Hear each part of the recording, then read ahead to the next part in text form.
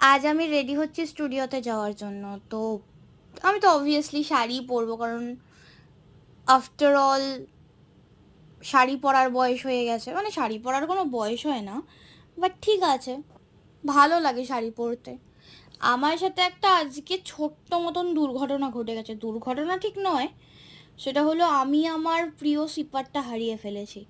মানে আমি যেটায় green coffee, green tea, lassi what ever খাই, এবার ওটা সিম্পলি আমার হাত থেকে উড়ে গেল। মানে আমি অটোতে করে যাচ্ছিলাম গোল পার্কে, এবার অটো একটা ব্রেক কষলো আর আমার হাত থেকে সিম্পলি হুশ করে উড়ে গেল। আর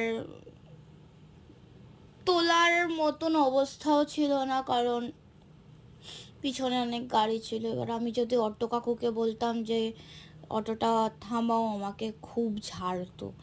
তাই জন্য মায়াটা ত্যাগ করলাম। যাই হোক, আর কি করবো, এটাই হয়।